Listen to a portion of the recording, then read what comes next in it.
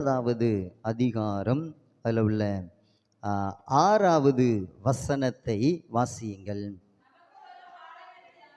நமக்கு ஒரு பாலகன் பிறந்தார், நமக்கு ஒரு குமாரன் கொடுக்கப்பட்டார், கர்த்தத்துவம் அவர் தோளின் மேல் இருக்கும், அவர் நாமம் அதிசயமானவர். போதும். நமக்கு ஒரு பாலகன் பிறந்தார், நமக்கு ஒரு குமாரன் கொடுக்கப்பட்டார், அவர் நாமம் என்னதான்? அதிசயமானவர் என்பது அவருடைய நாமமாய் இருக்கிறது.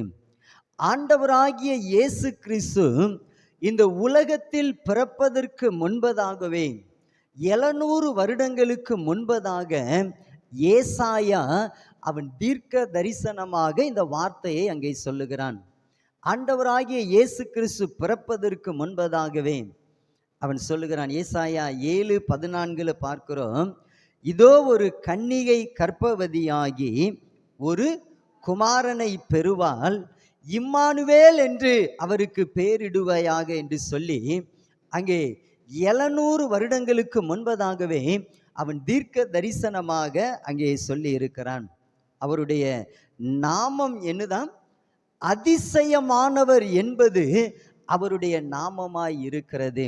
ஆண்டவராகிய இயேசு கிறிஸ்துவினுடைய பிறப்பு ஒரு அதிசயம். பரிசுத்த ஆவியினால அவள் கர்ப்பவதியாகி ஒரு குமாரனை பெற்றாள். இயேசு கிறிஸ்துவினுடைய பிறப்பு ஒரு அதிசயம். அவருடைய உயிர்த்தெழுதல் ஒரு அதிசயம். இன்றைக்கு உலகத்தில் மரித்து போன எல்லாருடைய கல்லறைகளும் மூடி இருக்கிறது. ஆனால் இயேசு கிறிஸ்துவினுடைய கல்லறை மட்டும் இன்றும் திறந்திருக்கிறது. காரணம், அவர் மரித்தார், 3ஆம் நாளில் உயிரோடு கூட எழுந்தார். அது ஒரு அதிசயமாய் இருக்கிறது. அவருடைய நாமம் அதிசயம் என்று அவன் தீர்க்க தரிசனமாக சொன்னான். அதே ஆண்டவர் நம்முடைய வாழ்க்கையிலும் அதிசயங்களை அவர் செய்கிறவராய் இருக்கிறார். அல்லேலூயா. சங்கீதங்களின் புத்தகம் 77வது அதிகாரம் அதில் உள்ள 14வது வசனம், சங்கீதம் 86:10 சொல்லுகிறது, அதிசயங்களை செய்கிற தேவன் நீரே என்று சொல்லி அந்த வேத வசனம் சொல்லுகிறது. இன்னும் யோபு 5:9, யோபு 9:10 ஆகிய வசனங்கள் சொல்லுகிறது, எண்ணி முடியாத அதிசயங்களை அவர் செய்கிறவராயிருக்கிறார். அல்லேலூயா. நம்முடைய ஆண்டவர் அவர் அதிசயங்களை செய்கிற தேவனாய் இருக்கிறார். ஒருவேளை இந்த வேத வசனத்தை கேட்கிற எனக்கு அன்பானவர்களே, இந்த வருஷத்தினுடைய இந்த ஆரம்ப நாளிலிருந்து இந்த வருஷத்தினுடைய இந்த கடைசி மாதத்துல நான் வந்திருக்கிறேன். இன்னும் 15 நாட்களில் ஒரு புதிய வருடத்தை நீங்களும் நானும் காணப்போகிறோம். ஒருவேளை என் வாழ்க்கையில நான் எதிர்பார்த்த நன்மை எனக்கு கிடைக்கலையே, நான் எதிர்பார்த்த ஆசீர்வாதங்கள் எனக்கு கிடைக்கலையே, என் வாழ்க்கையில அதிசயம் நடக்கவில்லையே, என் வாழ்க்கையில ஒரு அற்புதம் இல்லையே, இந்த கடன் பிரச்சனை இன்னும் மாறலையே, இந்த வியாதி இன்னும் என்னை விட்டு நீங்களையே என்று சொல்லி ஒருவேளை இந்த வருஷத்தினுடைய இந்த கடைசி மாதத்துல இருக்கிற நீங்களும் நானும் இப்படிப்பட்டதான நன்மை இல்லாத படிக்கு, ஆசீர்வாதங்கள் இல்லாத படிக்கு நாம் வாழ்ந்து கொண்டு இருக்கிறோம். ஆண்டவர் இந்த நாளில் சொல்கிறார், அவர் அதிசயங்களை செய்கிற தேவனாய் இருக்கிறார். அல்லேலூயா. உன்னை அதிசயங்களை காண பண்ணுவேன் என்று சொன்ன ஆண்டவர் இந்த வருஷம் முடிவதற்குள்ளதாக நம்முடைய வாழ்க்கையில அவர் அற்புதத்தையும் அதிசயத்தையும் செய்ய போகிறார். கரங்களை தட்டி அந்த நல்ல தேவனை மகிமைப்படுத்துவோமா? நம் பிள்ளைகளுடைய வாழ்க்கையில, நம்முடைய வாழ்க்கையில ஆண்டவர் அப்படிப்பட்டதான அதிசயங்களை செய்து நம்மை ஆண்டவர் வழி நடத்துகிறவராய் இருக்கிறார். அல்லேலூயா. நம் வேதத்தில் இருந்து ஒரு 3 வசனத்தை மாத்திரம் வேகமாய் தியானித்து நாம் நிறைவு செய்ய போகிறோம். ஆண்டவர் யாருக்கெல்லாம் அதிசயம் செய்வார் என்று சொல்லி ஒரு 3 வசனத்தை நாம் வேகமாய் தியானிக்க போகிறோம். என்னோடு கூட வேதாகமத்தை திருப்பிக் கொள்ளுங்கள். சங்கீதங்களின் புத்தகம் 78வது அதிகாரம் அதுல உள்ள 32வது வசனத்தை வாசியுங்கள். ஆ ஆ அவர் செய்த அதிசயங்களை நம்பாமல் பின்னும் பாவம் செய்தார்கள் என்று சொல்லி, ஆண்டவராகிய தேவன் செய்த அதிசயங்களை அவர்கள் நம்பாமல் பின்னும் அவர்கள் பாவம் செய்தார்கள் என்று சொல்லி, இந்த சங்கீதத்தில் இஸ்ரவேல் ஜனங்களை குறித்து அங்கே சொல்லப்பட்டிருக்கிறது. ஆண்டவர் அவர்களுடைய வாழ்க்கையில் செய்ததான அற்புதங்கள், ஆண்டவர் அவர்களுடைய வாழ்க்கையில் செய்ததான அதிசயங்களை குறித்து இந்த சங்கீத புத்தகத்தில் அங்கே நாம் பார்க்கிறோம். 400 வருடங்கள் எகிப்து தேசத்துல அடிமையா இருந்ததான இந்த இஸ்ரவேல் ஜனங்கள் அடிமைத்தனத்திலிருந்து அவர்கள் முறையிடுகிறார்கள். நாங்கள் கொடுமையாய் வேலை வாங்கப்படுகிறோமே, நாங்கள் கொடுமையாய் நடத்தப்படுகிறோமே, எங்களை மீட்பதற்கு, இந்த அடிமைத்தனத்திலிருந்து விடுவிப்பதற்கு யாரும் இல்லையா என்று சொல்லி இந்த இஸ்ரவேல் ஜனங்கள் அடிமைத்தனத்திலிருந்து தேவனை நோக்கி அவர்கள் முறையிட்டார்கள். மோசே என்கிறதான ஒரு தீர்க்கதரிசியை ஆண்டவர் அனுப்பினார். இந்த மோசே எகிப்து தேசத்துக்கு போனார். அநேக அற்புதங்கள், அநேக அதிசயங்களை அந்த எகிப்து தேசத்தில் செய்து அந்த ஜனங்களை கானான் தேசத்திற்கு நேராக அவர் வழி நடத்தி கொண்டு வந்தார்.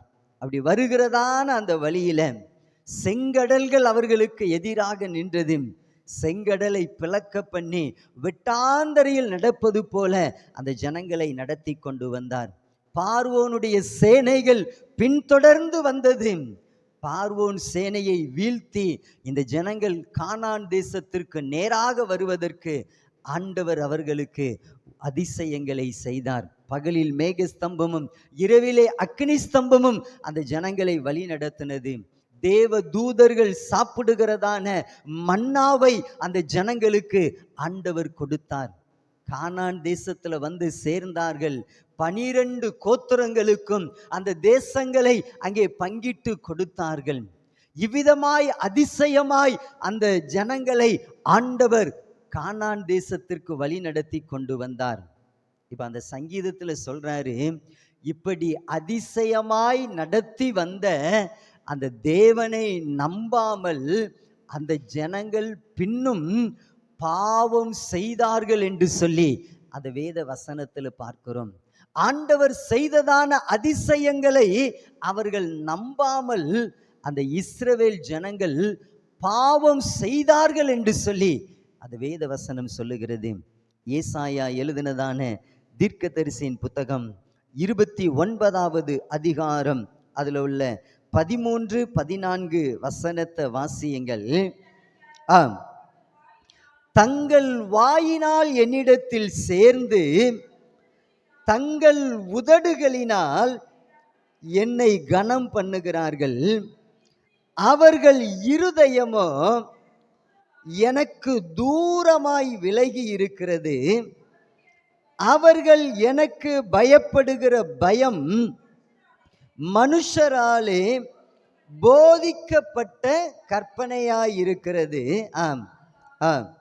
இதோ நான் அற்புதமும் ஆச்சரியமுமான பிரகாரமாக இந்த ஜனங்களுக்குள்ளே ஒரு அதிசயத்தை செய்வேன் என்று சொல்லி அதே ஏசாயா மூலமாக அந்த ஜனங்களுக்கு அங்கே சொல்லுகிறார். இந்த ஜனங்கள் ஆண்டவரை நம்பாமல் பாவம் செய்தார்கள். இப்ப ஏசாயா மீண்டும் சொல்றாரு, இந்த ஜனங்கள் தங்கள் உதடுகளினால் என்ன செய்றாங்க? கனம் பண்ணுகிறார்கள். அவர்களுடைய இருதயமோ ஆண்டவரை விட்டு தூரமாய் இருக்கிறது. ஆகையினால அந்த ஜனங்கள் மீண்டும் மீண்டும் பாவம் செய்து கொண்டிருக்கிறார்கள் என்று சொல்லி ஏசாயா மூலமாக ஆண்டவர் அந்த ஜனங்களை எச்சரிக்கிறவராய் இருக்கிறார். உதடுகளினால் கனம் பண்ணுகிறார்கள், ஆனா இருதயமோ ஆண்டவரை விட்டு தூரமாய் விலகி இருக்கிறது. இந்த ஜனங்கள் அதே பாவத்தை தொடர்ந்து செய்து கொண்டே இருக்கிறார்கள். சங்கீதங்களின் புத்தகம் 88வது அதிகாரம் 12வது வசனம் சொல்லுகிறது, இருளில் உமது அதிசயம் அறியப்படுமோ என்று சொல்லி அந்த வேத வசனம் சொல்லுகிறது. ஒருவேளை பாவம் என்கிறதான இருளில் அகப்பட்டு கிடக்கிறதான உங்களுடைய என்னுடைய வாழ்க்கையில ஆண்டவர் அதிசயத்தை செய்ய முடியாது. அல்லேலூயா. பாவம் என்கிறதான இருளில் நீங்களும் நானும் வாழ்ந்து கொண்டிருக்கிறோமா? தேவனுக்கு பிரியமில்லாத பாவத்தை நாம் செய்து கொண்டிருக்கிறோமா? நம்முடைய உதடுகளினால் ஆண்டவரை கனம் பண்ணி, நம்முடைய இருதயத்தினால் ஆண்டவரை விட்டு தூரமாய் விலகி இருக்கிறோமா?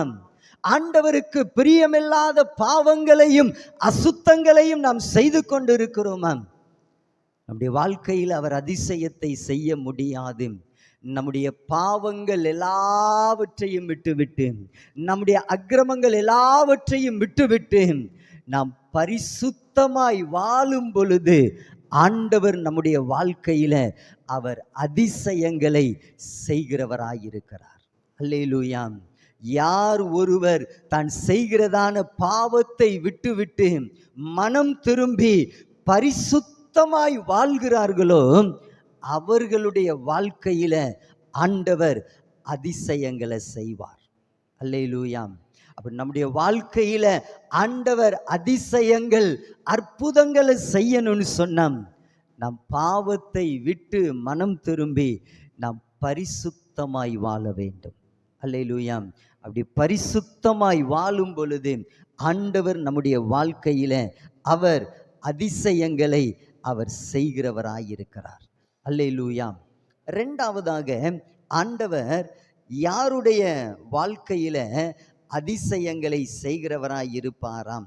எரேமியா எழுதினதான தீர்க்கதரிசியின் புத்தகம் 32வது அதிகாரம் அதுல உள்ள 27வது வசனத்தை வாசியுங்கள்.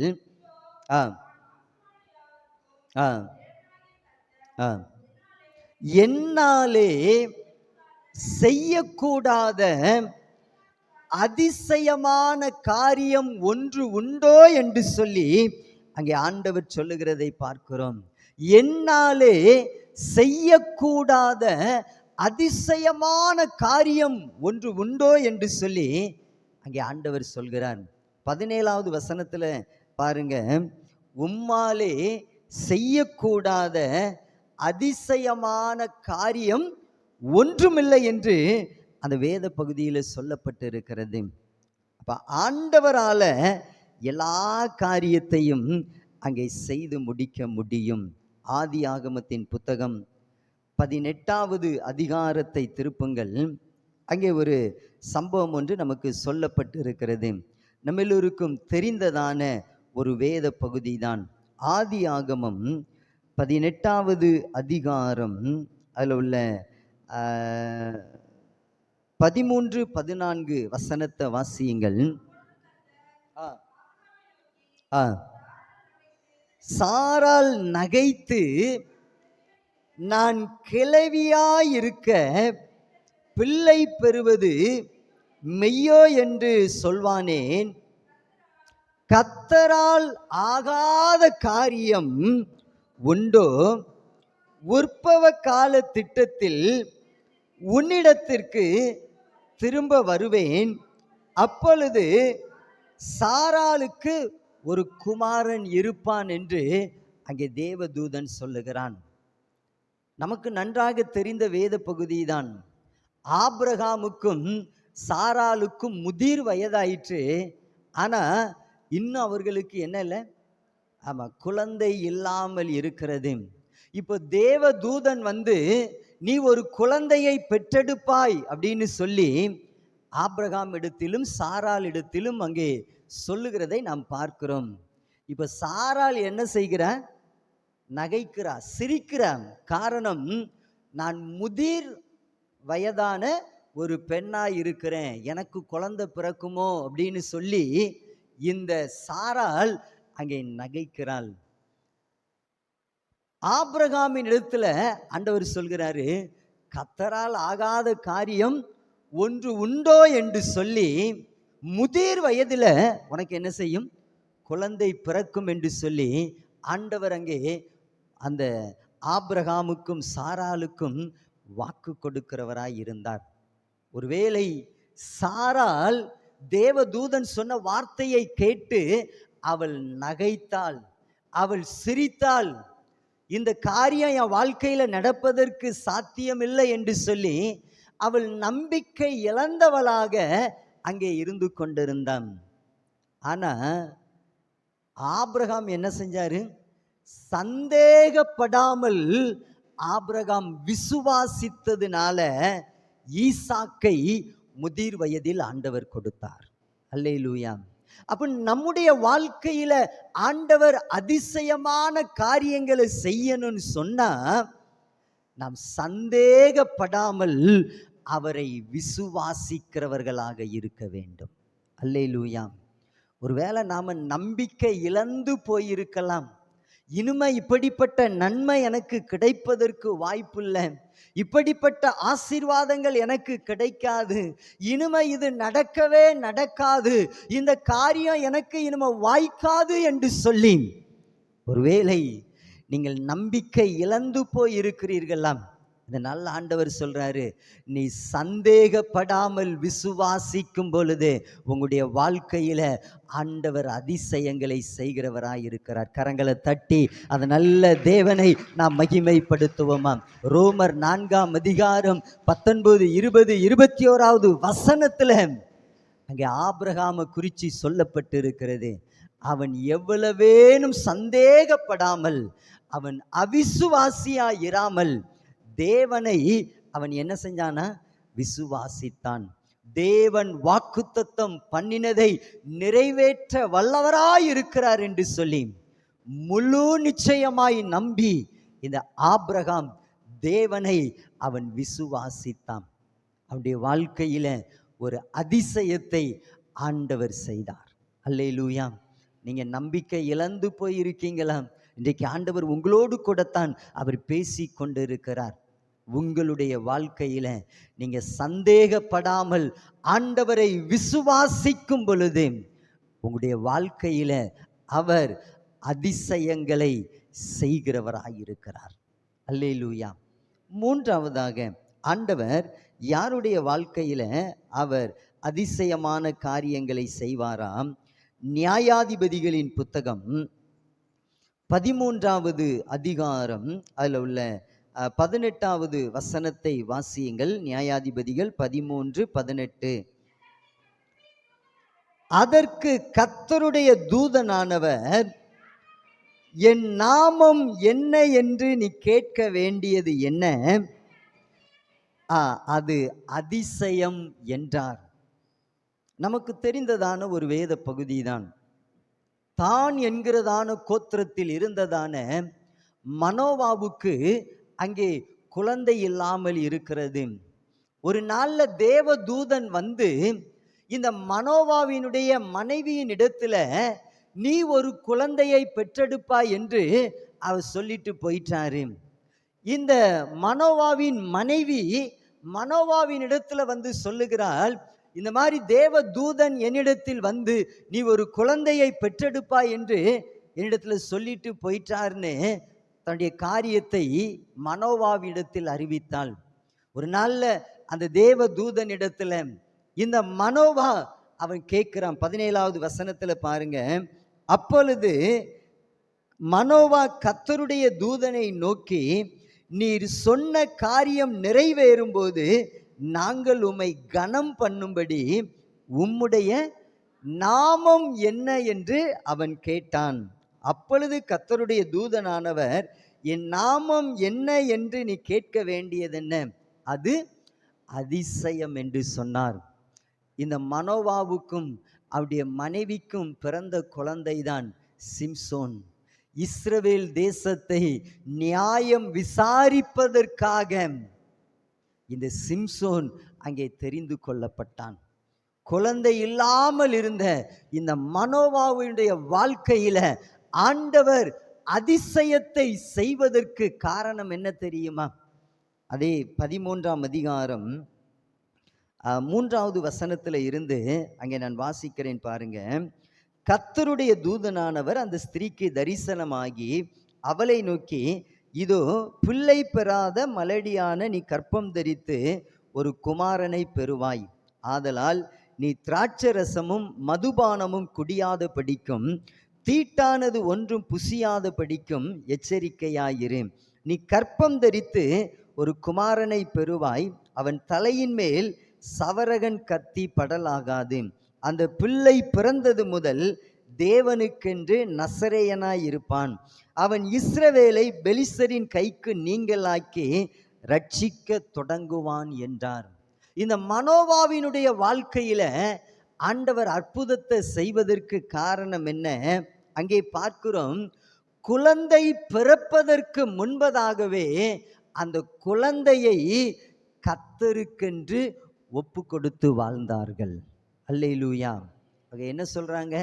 அவன் தலையில முடி வெட்டக்கூடாது, அவன் தீட்டானது ஒன்றையும் புசிக்க கூடாது, மதுபானம் குடிக்க கூடாது, அவன் கர்த்தருக்கென்று அவன் ஒப்பு கொடுக்கப்பட்டவனாக இருக்க வேண்டும் என்று சொல்லி குழந்தை பிறப்பதற்கு முன்பதாகவே தேவனுக்கென்று அவனை ஒப்பு கொடுத்தாங்க. அங்கே சிம்சோன் என்கிற ஒரு குழந்தையை அவர்கள் பெற்றெடுத்தார்கள். அல்லேலூயா. அப்ப நம்முடைய வாழ்க்கையில ஆண்டவர் அதிசயத்தை செய்ய வேண்டும் என்று சொன்னால், நம்முடைய வாழ்க்கையை நாம் கர்த்தருக்கென்று அர்ப்பணித்து ஆண்டவருக்கென்று ஒப்பு கொடுத்து வாழும் பொழுது நம்முடைய வாழ்க்கையில அவர் அதிசயங்களை செய்கிறவராயிருக்கிறார். அல்லேலூயா. அப்ப நம்முடைய வாழ்க்கையில ஆண்டவர் அதிசயத்தை செய்யணும்னு சொன்னான், நம்முடைய வாழ்க்கையை நாம் ஆண்டவருக்கு அர்ப்பணித்து அவருக்கு ஒப்பு கொடுத்து வாழும் பொழுது நம்முடைய வாழ்க்கையில அவர் அதிசயங்களை செய்கிறவராயிருக்கிறார். அல்லேலூயா. ஒருவேளை நாம் அநேக காரியங்களை செய்வதற்கு, வேலை செய்வதற்கு நம்ம அர்ப்பணிச்சிருப்போம், நம்மை ஒப்பு கொடுத்திருப்போம். இந்த காரியத்தை செய்யணும், நான் அந்த காரியத்தை செய்ய வேண்டும் என்று சொல்லி அநேக காரியங்கள்ல நம்மை அர்ப்பணிச்சிருப்போம். ஆனால் நம்முடைய வாழ்க்கையை நான் ஆண்டவருக்காக வாழ்வேன் என்று சொல்லி நம்முடைய வாழ்க்கையை ஆண்டவருக்கு அர்ப்பணிக்கும் பொழுது நம்முடைய வாழ்க்கையில அவர் அதிசயங்களை அவர் செய்கிறவராயிருக்கிறார். அல்லேலூயா. நமக்கு ஒரு குமாரன் கொடுக்கப்பட்டார், நமக்கு ஒரு பாலகன் பிறந்தார். அவர் நாமம் அதிசயமானவர். நம்முடைய வாழ்க்கையில அந்த தேவன் அதிசயங்களை செய்யணும்னு சொன்னான்.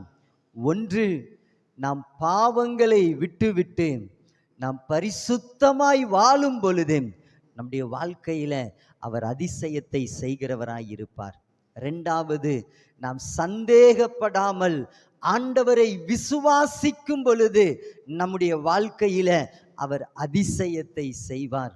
மூன்றாவது, நம்முடைய வாழ்க்கையை நாம் ஆண்டவருக்கு ஒப்பு கொடுத்து அர்ப்பணித்து வாழும் பொழுது நம்முடைய வாழ்க்கையில அவர் அதிசயங்களை செய்கிற தேவனாயிருப்பார். அல்லேலூயா. அமெரிக்கா தேசத்துல நெப்போலியன் ஹீல் என்று சொல்லுகிறதான ஒரு தேவ மனிதர் ஊழியம் செய்து கொண்டிருந்தார். 9 வருடங்களாக அவருக்கு குழந்தை இல்லாமல் இருந்தது. 9 வருடங்கள் பிள்ளை இல்லாமல் இருந்தது. எல்லா ஜனங்களும் அவரை பார்த்து சொல்வாங்க, இந்த மனுஷன் ஊழியம் செய்கிறான், ஆனா இவனுக்கு என்ன இல்லை என்று அவரை குறித்து சொல்வார்கள். அவர் ஜெபித்து கொண்டே இருந்தார். 9 வருடங்கள் கழித்து அவருக்கு குழந்தை பிறந்தது. ஆனா பிறந்த குழந்தைக்கு நம்மை மாதிரி காதுகள் இல்லாதபடிக்கு அந்த குழந்தை பிறந்தது. இப்ப எல்லாரும் சொல்றாங்க, இவன் ஊழியம் செய்யறேன்னு போறான், ஏதோ தப்பு செஞ்சதுனால தான் குறைபாடோடு கூட அவனுக்கு குழந்தை பிறந்திருக்குன்னு சொன்னாங்க. கர்த்தருடைய சமூகத்துல அழுது கண்ணீர் வடித்து ஒவ்வொரு நாளும் ஜெபித்து கொண்டே இருந்தார். ஆனால் 2 வருடங்களுக்கு பின்பதாக அந்த குழந்தையினுடைய சரீரத்துல 2 காதுகளும் அங்கே வளர ஆரம்பித்தது. அல்லேலூயா. ஆண்டவர் அதிசயங்களை அவர் செய்கிறவராயிருக்கிறார். அல்லேலூயா. ஒருவேளை நம்முடைய வாழ்க்கையில அதிசயங்களை நாம் எதிர்பார்த்து கொண்டிருக்கிறோமா? என் வாழ்க்கையில் இந்த காரியம் நடக்கணும், என்னுடைய வியாபாரத்தில் இந்த காரியம் நடக்கணும், என் தொழிலில் இந்த காரியம் நடக்கணும், என் குடும்பத்தில் இப்படிப்பட்ட காரியங்கள் நடக்க வேண்டும் என்று சொல்லி, என் பிள்ளைகளுடைய வாழ்க்கையில் இந்த அதிசயம் நடக்கணும்னு சொல்லி ஒருவேளை அதிசயத்திற்காக நாம் எதிர்பார்த்து கொண்டு இருக்கிறோமா? ஆண்டவர் இன்றைக்கு நம்முடைய வாழ்க்கையில அதிசயங்களையும் அற்புதங்களையும் அவர் செய்கிறவராயிருக்கிறார். அல்லேலூயா. நமக்கு ஒரு பாலகன் பிறந்தார், நமக்கு ஒரு குமாரன் கொடுக்கப்பட்டார், அவர் நாமம் அதிசயமானவர். அந்த தேவன் நம்முடைய வாழ்க்கையில அதிசயங்களை செய்யணும்னா, ஒன்று நம்முடைய பாவத்தை விட்டு பரிசுத்தமாய் வாழும் பொழுது நம்முடைய வாழ்க்கையில் அதிசயத்தை செய்வார். இரண்டாவது, சந்தேகப்படாமல் ஆண்டவரை விசுவாசிக்கும் போது நம்முடைய வாழ்க்கையில அதிசயங்களை செய்வார். மூன்றாவது, நம்முடைய வாழ்க்கையை ஆண்டவருக்கு அர்ப்பணித்து ஒப்பு கொடுத்து வாழும் பொழுது நம்முடைய வாழ்க்கையில அவர் அதிசயங்களை செய்வார். அல்லேலூயா.